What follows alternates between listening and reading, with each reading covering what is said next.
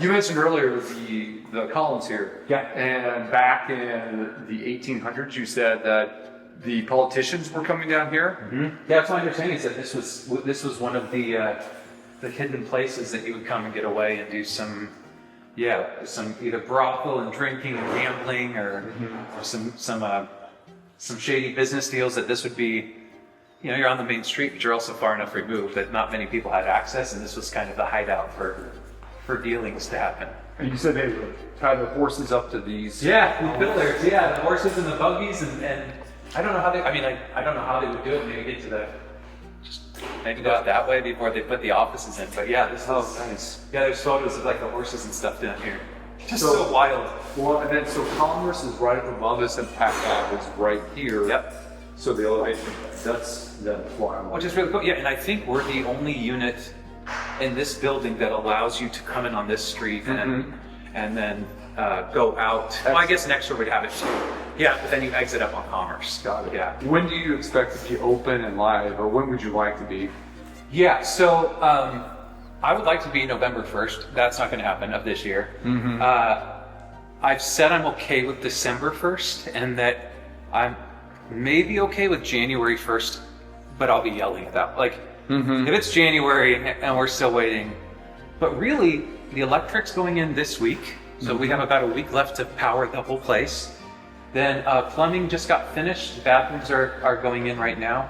So once the water heater and all that stuff comes out tonight, we'll start painting the back and laying carpet, and same with up here. And I think I talked to the lighting and sound guy and designers today, and they think there will be no problem by the end of November having this place fully ready to go. So, oh wow, that's fast. That's really fast. Yeah, we're moving pretty aggressively. Like 3 components. We'll have like the lobby, which will be ever changing. We'll have kind of an internal area here that'll have like places to sit and hang and things to mess with and try and weird secret puzzles and stuff. And then the theater starts here. Okay. Yeah.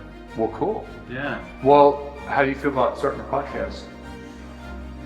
I'm ready. You ready to go? Yeah. All right, let's do it. Thanks for showing us. Yeah, of course, man. Let's go. Good. Let's go do it.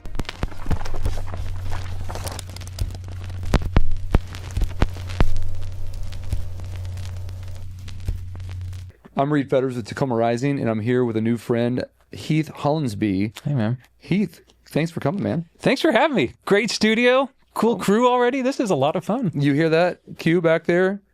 You made the cool factor. There you go. You guys are great. We did it. Yeah. This is a nice room. But thank you. Thank you for coming in. Thanks for doing this. And Happy to. I mean, you've got a background in this, right? Mm-hmm. Like now that we've gotten to talk a little bit, I'm learning all sorts of stuff about you. Do you mind kind of running us through? Because my understanding, you've toured as a professional musician. Yeah. You've written 20 plus books.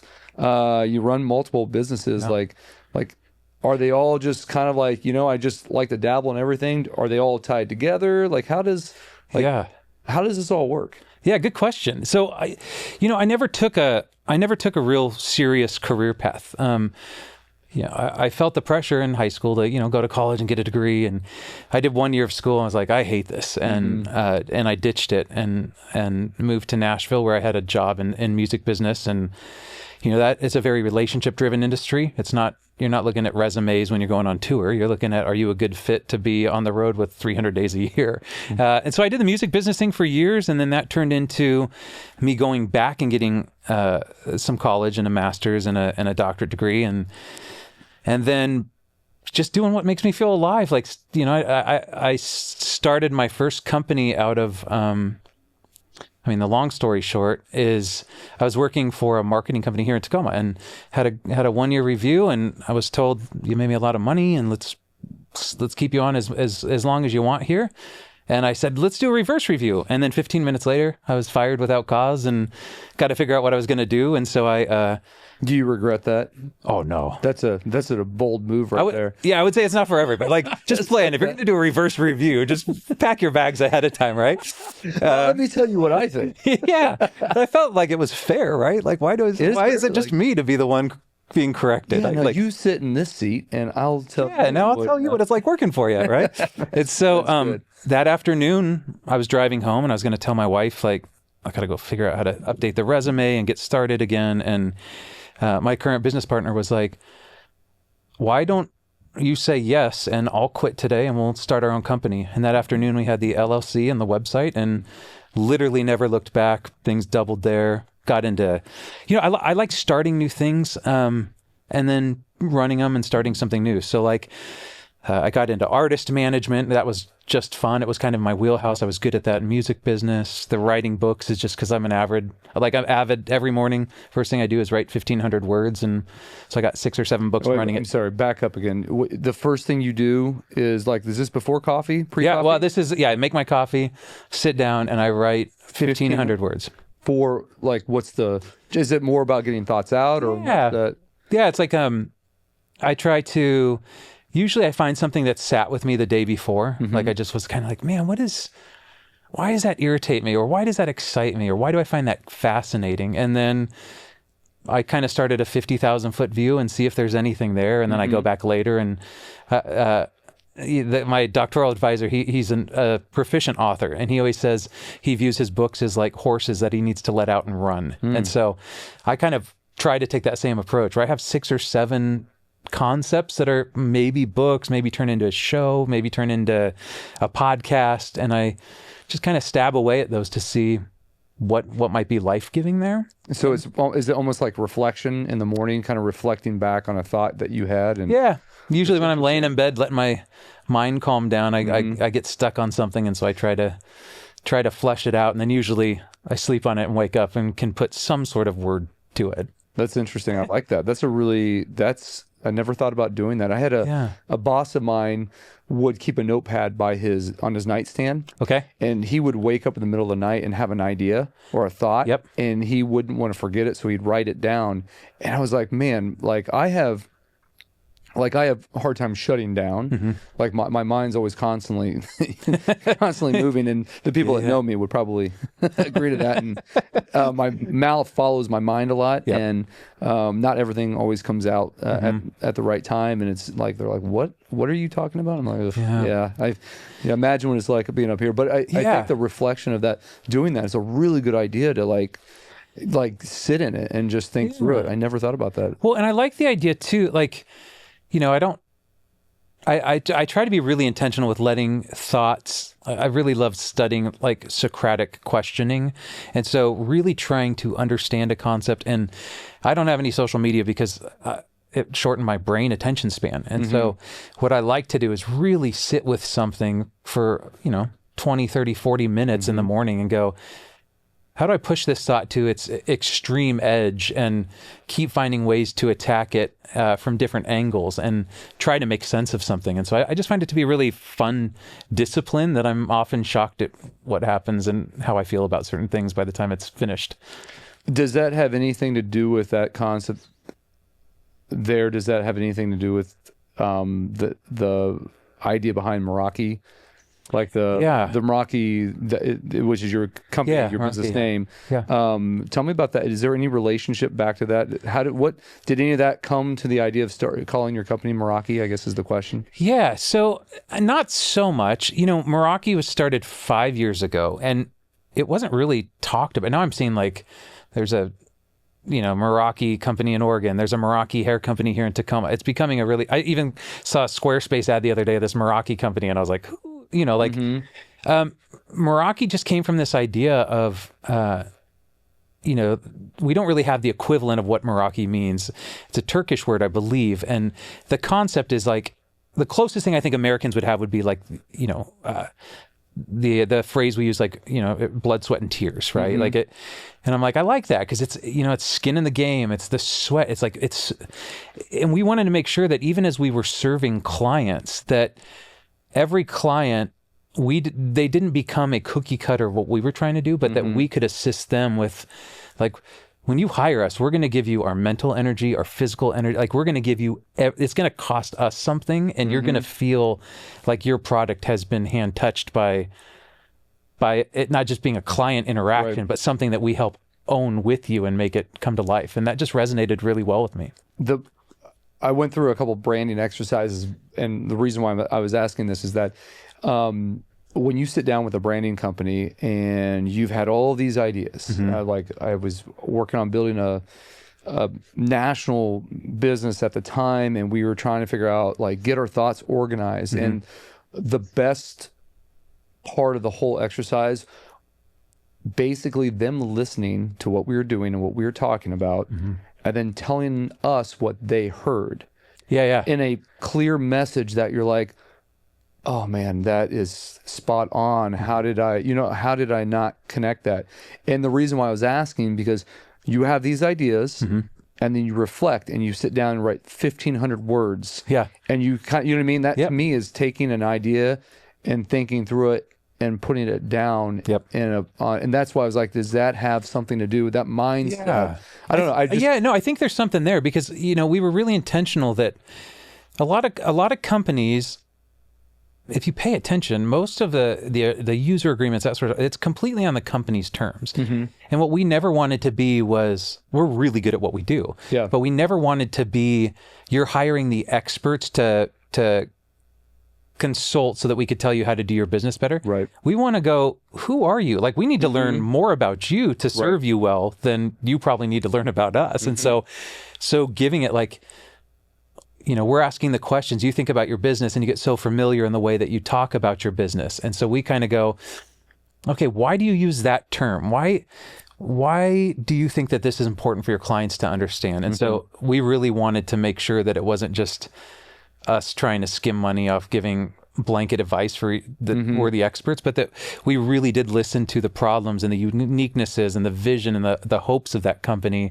And that for however long the season is that you get to choose to work with us, that we lovingly put our fingerprints on what you're doing, but it feels like a partnership rather than consulting with the pros that know how to do branding or video. There's something I think special about, or just understanding your company from someone else's perspective that is trying to understand what you do and hearing it. And I think everyone should go through a branding exercise where they sit down and brand with someone else, because I think when you are able to get everything out and hear from what someone else this is what they do, it is eye-opening to like make those connections that you didn't even realize that you were doing. And it's like, and this is terrible, but like, I like to use ChatGPT in a way that I put everything down and let it throw it back at me in a way that I hadn't thought about putting it together. And I believe that ChatGPT and AI is a great thought partner for sure in that stuff. And as I've been doing that, it's been helping me get a lot of ideas clear to where that's exactly what I wanted to say, but without being able to put it together. And it saved me so much time. And I feel like that's like branding. It's just let someone else come back and tell you what they hear so you can have a better idea of what you're doing. That makes sense. It also is like, when you think about businesses, there tends to be a bit of an insular conversation that happens. So like, if I invited you over to my house for dinner tonight, you would we're a normal family. What are we having? Let's do some, my wife's been doing this butter chicken thing lately. Ooh, it's pretty good. Yeah. Like it's from scratch. It's great. Like I'm in. Some menu. Right. Okay. We'll do, I'm down. Good spice them out. Right. And if you we're a normal family, you would track with 90% of the conversation, but occasionally we would have microculture of language, like we might say Oma, and you probably listen long enough would figure out that means, oh, that's what the kids call grandma. But if initially it doesn't stick with you, right? And so what we try to do is work with those organizations and go, you guys also spend 40 hours a week talking internally, and you guys haven't thought about how you're communicating to people that are not familiar with your brand, and you're using some really internal language. Or, I remember working with this orthodontist who was doing the typical social media stuff and the free x-rays for new clients and that sort of stuff. And I remember saying, let me just ask you, why did you get into orthodontics? And this orthodontist said, well, I was in high school. I had such jacked up teeth and we were too poor to fix it that I decided I never want kids to deal with the insecurities I had to. And I was like, okay, so why are you advertising free x-rays for new clients? Like, why don't we tell that story? And maybe we find a teacher at a local high school that nominates a student with jacked up teeth, and we do a 2-year free braces and show them like maybe the quality of the content needs to, and that resonated so much more with the client base than somebody just scrolling and seeing another, orthodontist. So we try to get in and figure out what makes these organizations tick. What is the story behind the story? I was just, why I laugh was I was just picturing in the newspaper,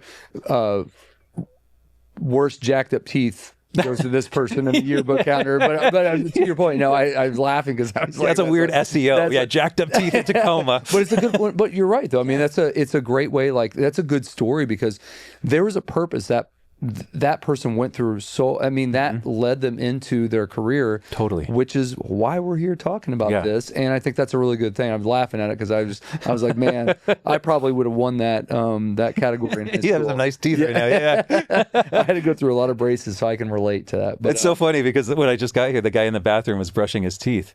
And he has these and I was just joking with him, like he was clogging up the sink, and I was like, "Can I borrow your toothbrush for a few minutes?" And he's like, "Well, that's weird." But I remember saying, like, it was just funny because I was just literally got here and was talking to a dude with brace Invisalign, and thinking that like a story that resonates where you champion someone, you see that success. It might not be,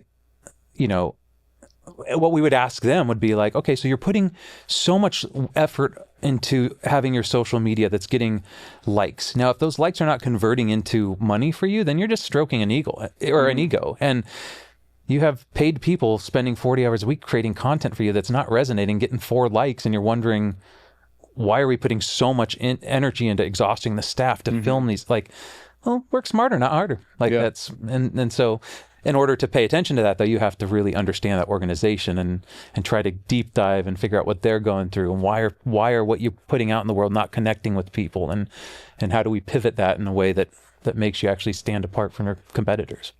No, I think that goes back to as you're explaining this to me, you mentioned you were a bit of a wild man. Yeah. And when we were corresponding, and it doesn't sound like you're that wild. It sounds like you're really on top of things. Yeah. What were you referring to? Is there another side of you? I mean, I will say that interviewing your boss at the time, maybe that was a little wild there. Yeah, it's a little wild. But where does the wild side come in at? I think it's in taking risk and making decisions that you're guided by. So like people have said that, oh, Heath, you're pretty strategic in what you're doing. And I don't think so. I think I'm just aware of, I like experiencing new things. So when I have a buddy that's like, hey, you want to go to Canada tonight and do a tea ceremony? It's like, let's get in the car and go. Like, let's just try it, right? Let's go to Portland and let's take a yoga mat and sleep in the woods. And you're like, all right, let's give that a shot. And I've been able to monetize different companies off of some of those wild ideas. But I think, I think I'm wild in the sense of like, I don't fit any norms when I'm asked to teach at different events or even on like business leadership. Like I don't come in, like I don't take a straight path.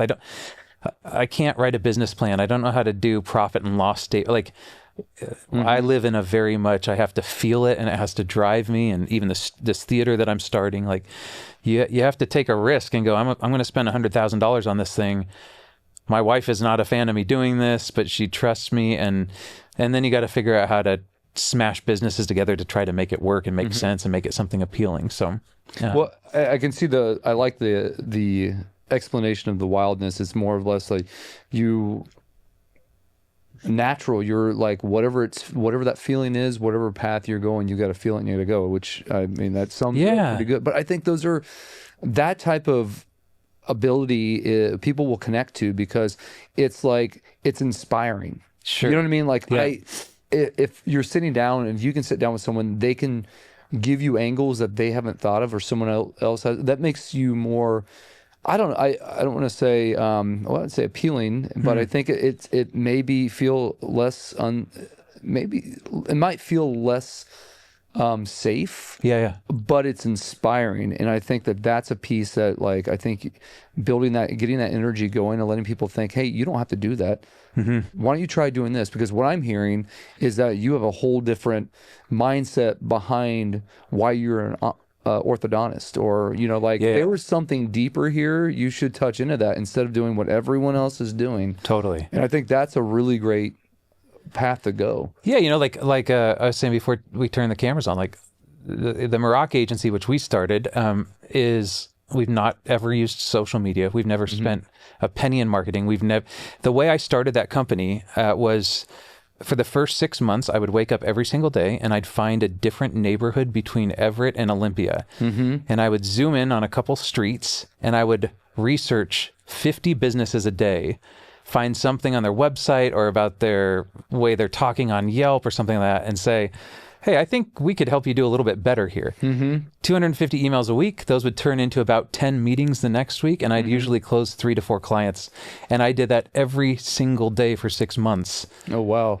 And never once again have we ever made a cold call. Have we, like, literally doubling every single year, because that's a very informal way of doing it. You know, like we were told, do the business plan and secure funding and figure, like, yeah, just do what makes you feel happy and be willing to flex on even this theater. Like the goal was, I've got this huge area up front that I'm not sure what we're going to do with this. Well, maybe we turn it into a breakfast thing. Well, no, I want this to be an experience. And so if I have to mesh the two worlds together and apologize to the patrons of the theater that they have to step over a coffee machine because we run another business, I said, well, I'm going to lose some revenue, but it has to be about the feel from the time you walk into the doors.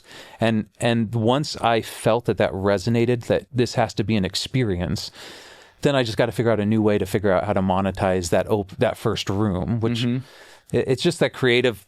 It's just constantly playing, toying, mixing things up, trying new things. And then you have somebody walk by that goes like, hey, have you ever thought about doing this? And you're like, no, but you want to try that? Like, let's figure out how to say yes to that. Sure. So we really try to live in the saying yes to new things. And I think you've mentioned a couple times, but the theater speakeasy concept, how does that play into Tacoma? How do you think that's going to fit into what's happening into Tacoma?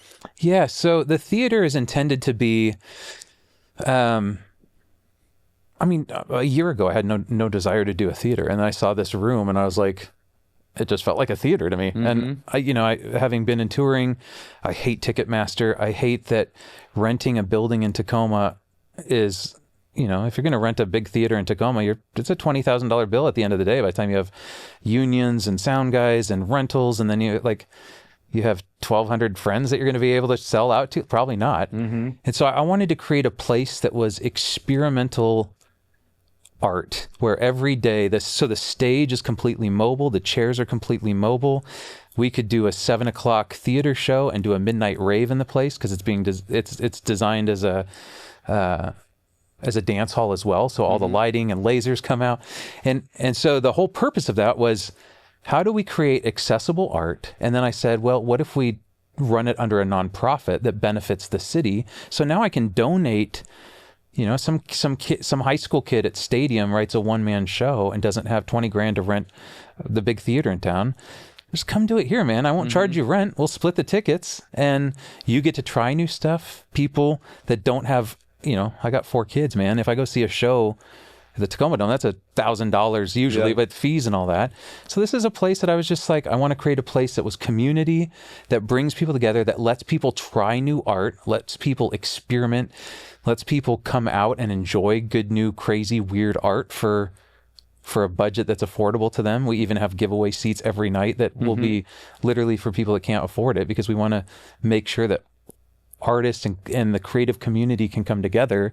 And then we also have now strategically created the front lobby where every so the front lobby is going to be a 1960s fake ad agency. We're frosting out the windows. We're blasting fake propaganda on the windows 24 hours a day.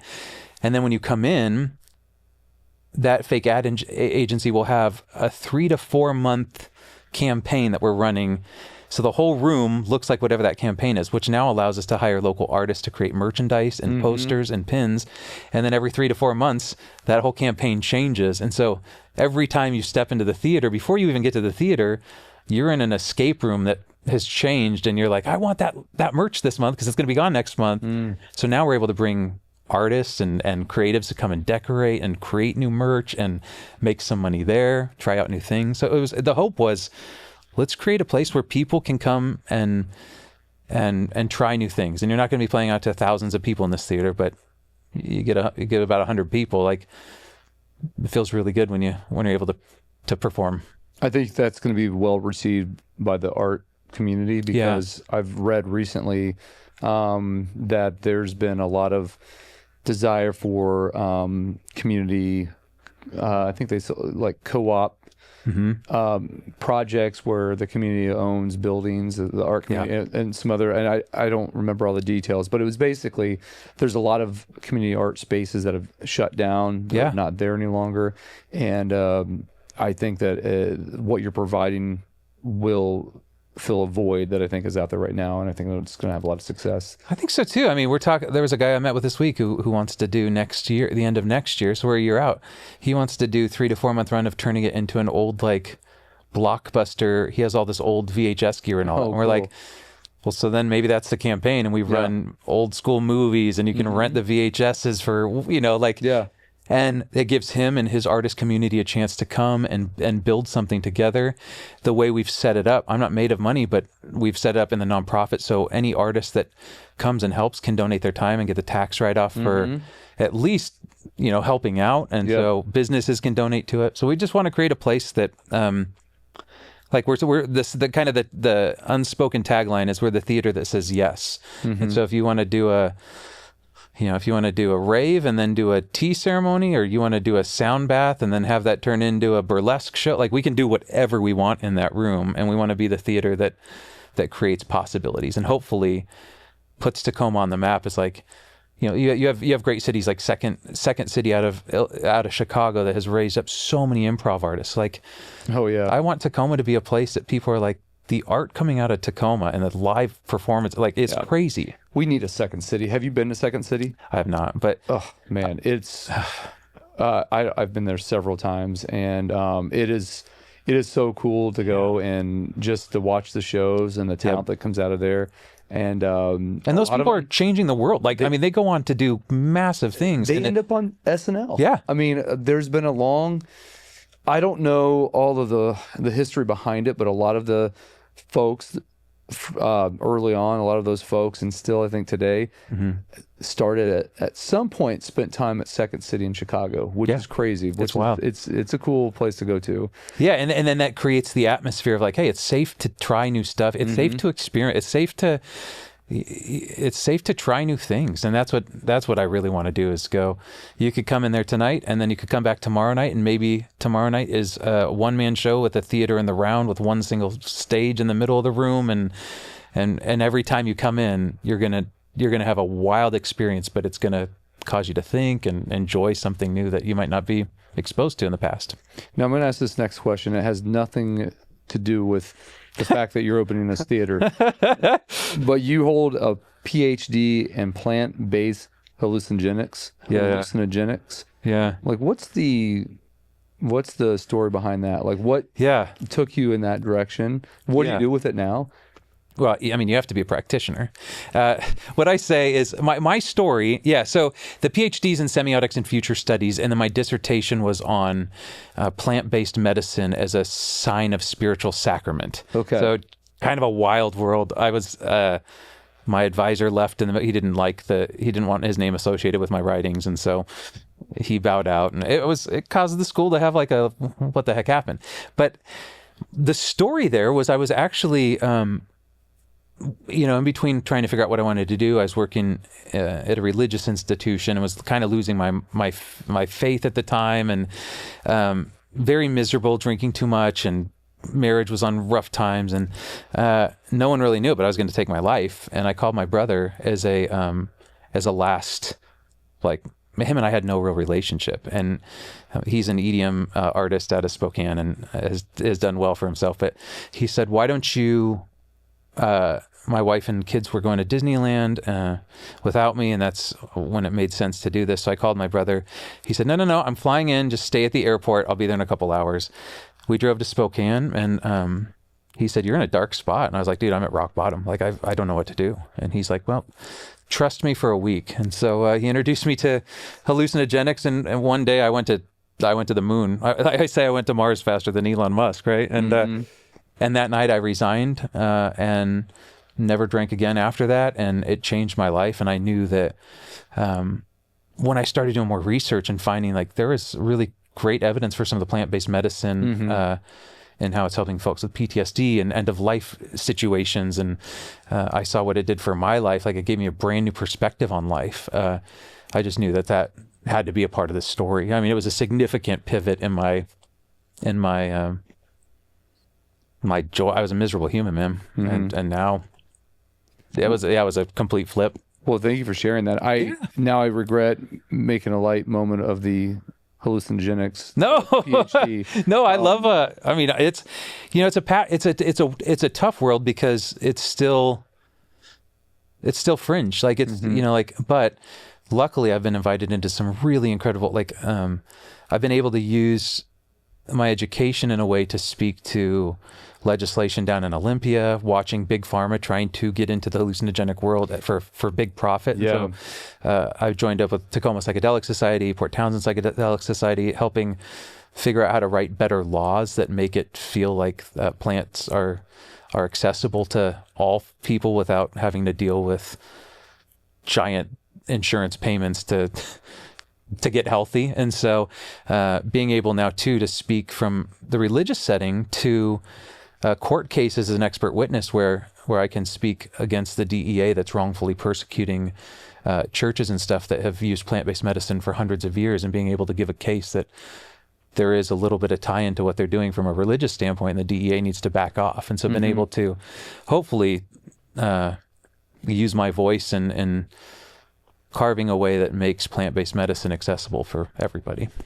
Now I'm getting more of the wild man side, even more so. You are involved with so many things, and it seems like a lot of it is based around community, which I can relate, because everything I feel like I do is around community. Yeah. And when you look back at all the things that you're working on, and you think about like a lasting legacy, and what would you want to be remembered for of all the things that you've done? Is there something that you feel like you hold closer to you? And I'm asking, this wasn't on the list to ask. Oh, this is great. This is just, I'm just curious, because I feel like you're doing so many really cool things. And it's just, my biggest fear in life is being forgotten. But I also have to I've made peace with like the fact that sooner than later, my name will be muttered the very last time. My book will be read the very last time. My great grandkids won't know anything about, like, you know what I mean? My podcast will be listened to the very last time. So for a long time, it was that driven out of I want to do a lot of stuff because I don't want to be forgotten. Now I hope my legacy is people going, man, he really broke up the monotony of life. Like, life is meant. And I think hallucinogenics were for me, were one of the things that made me go, let's say yes to more stuff. It's so easy to get stuck in the rut, and you go to work and you're exhausted, and by Saturday you want to sleep in, and then Sunday you're packing lunches and doing laundry to be back at work again. And we run these routines that are so boring. And what I hope is that people go, Heath's efforts at a cost to himself. Financing this stuff, it's not cheap. No, but it's not. But I think it's the right thing. I want people to go, he gave me an avenue to try new stuff, to write shows and plays and performances that really forced people to see a different perspective, forced people to maybe see things in an angle that they've never seen before. And so naturally, I'm a disruptor and an agitator by nature. I love that side of the art world, the guerrilla side of evoking emotion, making people uncomfortable, and having to not give them answers, like make you uncomfortable and then make you figure out, go sit with it. Why are you uncomfortable? Why did this affect you? And I would hope that would be my legacy, is people go, you know what? He pushed artists to come together and try new things and make things that should never have been made, and write shows that have never that have been rejected 50 times, and he gave me a voice. And that's my hope, is that people really do come alive and feel like they can be artists and creatives, and that I was their champion. I think as I'm listening to your answer and thinking about the question, like what would you want your legacy to be? I think it's like, that's a question I feel like everyone should sit on for a while and ask themselves over and over. And the idea, because that's going to, like, who you want to be remembered for is going to be based on what you spend your life doing. And I think to that point, which we've talked a lot about it, is that living outside the box, being creative, following what you want to do or who you want to be. Like, it's important, because if your idea of what your legacy is something that's not even close to what you're doing today, like, like, it doesn't, is that really where you want to head? Are you doing what you really want to be doing? And that's a really important question that I don't know that a lot of people ask themselves that. Well, and I'm trying to be really intentional too, and not being the hero of my own life, of going, I've the last couple of months I've been on this deep dive of Andy Kaufman, who is blowing my mind. Like, this guy died a couple months after I was born, but his biggest fear in reading his book from his best friend was he didn't want to be forgotten. And what's crazy is, by him being himself and challenging people and pushing people and encouraging people,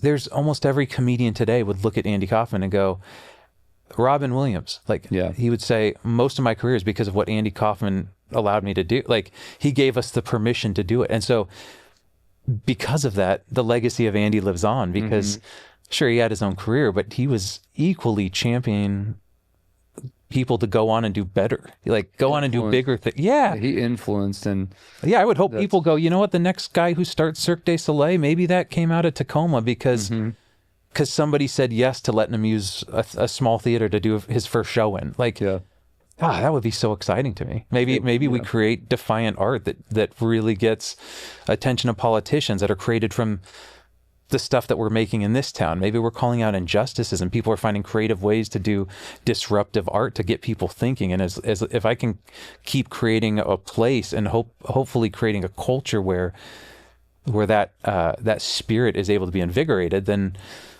that's the greatest hope I have. Yeah.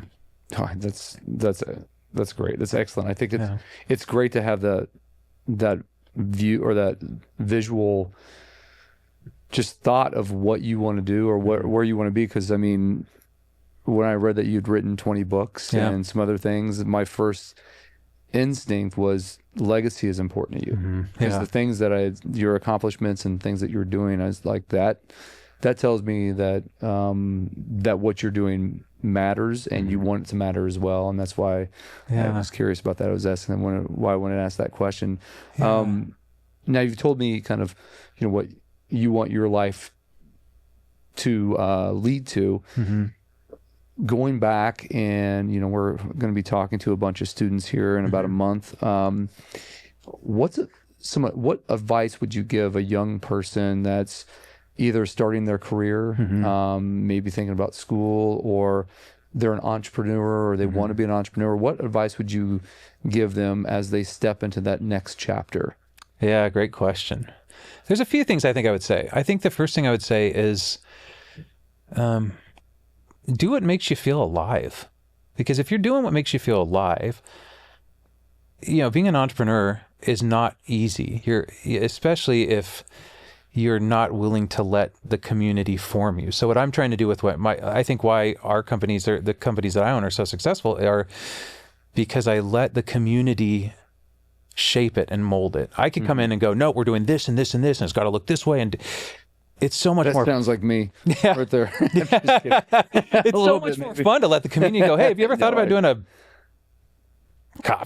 whatever it is, coffee shop, whatever it is. And so I think I would say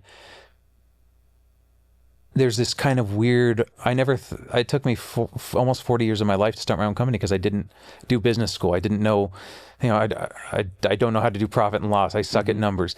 And I'd say you're probably, if you have the drive and are willing to be creative and meet people and listen and adapt in real time, that's strong enough to run a business. Yeah. And we've been taught, there's this really great old quote from Alan Watts where he had this this speech, and he was saying that we think that the world's going somewhere. We're told you go to school, you get a good job, you save up, you retire, you spend the rest of your retirement collecting shells and traveling when your body's failing. And we always think there's this next thing to get to. It's this next progression. Yeah. And I just call BS on that. I say if you wake up and you've got an idea and you think it'll work and you work hard enough, like you might get knocked down a bunch of times. The hardest things in being business are like with this theater as it's being developed is keeping the vision when everyone else around me is starting to lose it. Yeah. Everyone's excited when I signed the lease on the building and they wanted to help for 3 weeks. And then I'm in there late at night ripping up tile by myself because they're all losing and I have to keep that tenacity, right? Yeah. But I do see that it's going to benefit things in the long term. So I would say to these folks, like especially young folks, like maybe the typical career path is not for you. Maybe business school and getting the degree and writing the 400-page business plan and applying for funding, like maybe that's not your thing. So do the thing that makes you happy and monetizing it. If you're really passionate about it, usually it'll follow. I agree. I think we have this like weird curtain of like, you have to be a very smart businessman. No, you don't. You just got to adapt. It's, I think hustle outweighs everything. It doesn't matter. It doesn't matter what your GPA was. It doesn't matter what you got on the SAT. If you took the SAT, it doesn't matter if you went to college. It matters what you do every day and how you push forward. If you give up, business isn't great for you. Exactly. And if you let, like, one of my favorite stories of this theater right now is I had to go out of town about 3 weeks ago, and I was in this slump of like, I had gotten metal in my eye, and it from doing construction, it developed a rust ring they had to cut out of the corner. Like, I was in a rough spot. I was out of town. I was terrible, and I got a video from 10 of my friends on a Sunday afternoon. They were all in that theater while I was out of town, mopping and sweeping and cleaning, and I thought, oh, this is the tipping point. It's when the community catches the vision and they're going, we're going to lift you up when you're down. Just like you heal up and keep setting that. And so that only happens when you allow the community to have impact in what you're doing, right? When you invite them into what you're creating versus, there's typical hierarchy of structure and business and boss and all that. And I turn that thing upside down and say, I don't think that's the way to do it. You just set the vision, invite people into it, care for them, take care of them. Like, yeah, it's fun. There's nothing better when people show up. Like, I started Tacoma Rising, oh my gosh, it was almost 5 years ago. And it has evolved so much. And I will say I had a lot of ideas and we've done a lot of different stuff. And some ideas I thought were really good and some ideas I thought were like, oof, I probably shouldn't do that. And vice versa, the ones I thought were really great, we didn't have we didn't have a lot of participation, which is okay, right? Sure. And the ones that I was like, I don't know, we had a ton of participation. And I would say that we have a lot of people that show up, and we've built a really great community, and we continue to grow it. But it's nothing better when someone comes up to me and says, oh my gosh, there's this organization called Tacoma Rising that they do these monthly things, and they go, I go, oh really? Oh, that's cool. I was like, oh yeah. I said, I think I'm familiar. The owner's a real piece of work. Nobody likes that guy, but it's fun. Like, it's really cool. It's like, how cool when people come to you and go like, hey, what about this Kickstarter idea? Something you didn't come. Now you can respond with like, no, we already have the business plan for next year. Or you go, wow, that's a cool idea. Like, how do we get you on board to help run with this? And then you pour into them, and it makes. I will tell you, like, any idea that people come up, I'm always open. I love hearing ideas. And I think it's good, and I want people to do that because, I mean, we do a lot of events, and we try a lot of different things. I mentioned earlier Adrian Wright, who's literally standing right over there. We have been talking about, this podcast in general about doing something uncut and doing live and having fun with it. Because, when we get into the seasons, I mentioned this earlier, you kind of have a path that you have to stick on, but the uncut version allows us to go live and, maybe we'll get some questions from people that are watching it lets us engage in things and have more fun and learn things, because this is more the idea around this is that we have this set curriculum that we're trying to do in this season. We have this event, this Kickstarter event that we're going to do, which is and awesome. All those are necessary. They are. But what we get excited about on YouTube is when you're watching a Coldplay video and something breaks the mold, and you're like, oh, there's some magic happening right here that we've and you can't plan that. You can't. And it tends to be, I always say, like, the best part of the shows is when the lead singer turns the microphone over to the crowd and lets the crowd, and you're together and you're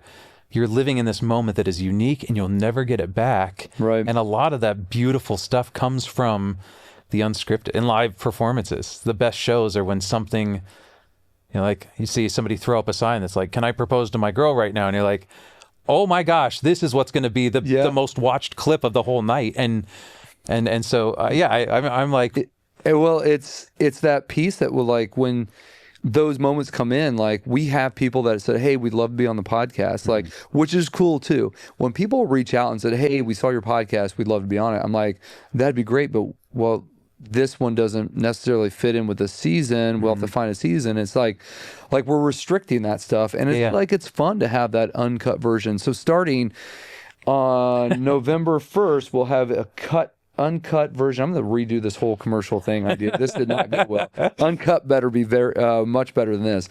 But to that point, is like, those are the pieces that I think are allow you to escape the mold and think outside the box and have those freedoms that absolutely.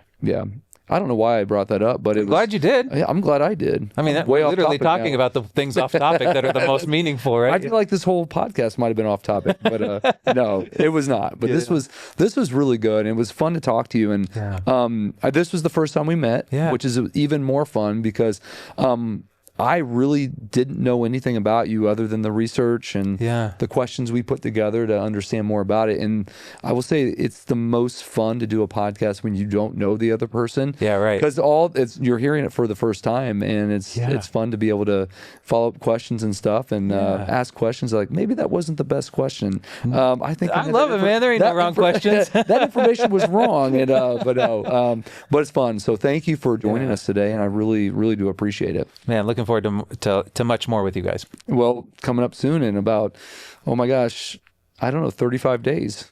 We're going to be doing this all over again with a bunch of students. I think it's going to be fun. Yeah, I think so too. I mean, that is the most fun, is to see, like, especially students, man. I get curmudgeon in my, it's really easy for me to get stuck in my ways, or to trust that, like, I know what's going to make money. I know what's going to be, and when you let other people go, we're going to try something new too. There is, in the plant and animal kingdom, there's entire, like, in the plant world, plants will kill themselves for the betterment of the entire, like, ecosystem. Same with animals. There's animals that will, like, gladly sacrifice themselves because it makes the whole animal kingdom grow stronger. And so that's crazy. It's a fascinating, like, trees actually communicate through the mycelial network. In forests, like, if a tree is lacking nutrients, it will send out signals through the mycelium roots, and other trees that have excess will feed that plant or that tree the nutrients it needs. It's constantly caring for one another. That's crazy. I just think there's so much to learn from that in how we deal with people too. Like, I mean, if I'm 42, if I'm not helping invest in high schoolers and young folks, like, they're going to have so many better ideas than me. And like, they got a little bit less to lose, in the sense of, like, they can take some risks right now. And like, so why not pour into these people? Like, if I'm a big proponent, like, sometimes you sacrifice what's good for you. Like, I give business intentionally to my enemies or my competitors in this town, because I do believe that there's enough work for all of us to have really good lives. I agree. And we're stronger when we, like, what is that saying? Like, when the waters rise, all the boats succeed, something like that. Like, that expression, right? Rising tides rise all boats, or no? Yeah, something like that. Something like that. Yeah. And so, like, I should know that one. I love the sentiment. I don't know how to say it, but hopefully I'm able to pour in and go, hey, things have been good for me, man. Now's the time for me to turn this over. And sometimes a high school student, all they need is somebody to believe in them enough and go, like, I would be really sad at the end of my life. I get to the pearly gates and St. Peter's like, what'd you do? And I was like, I stayed in the game too long. I didn't give other people a chance. Yeah. Hopefully there's a little bit of like, no, let these kids have a chance, man. Pour into them. Take the wisdom. Like, I've got a lot of scraped up knees from making wrong decisions, and let's serve them in a way so that they could take some of the things that I've learned along the way and not make those same mistakes. Mentorship is more and more fun the older I get, and I enjoy it. I really do. And I don't know that that all my advice is the best advice, but I'm going to give it because, you know what I mean? I feel like they, you know what, maybe they need to make some bad decisions. No, I'm just kidding. We all do, man. No, anyway. But thank you. Yeah, thank you so much. And man, looking forward to connecting again here in about a month. Looking forward to it. All right. See you.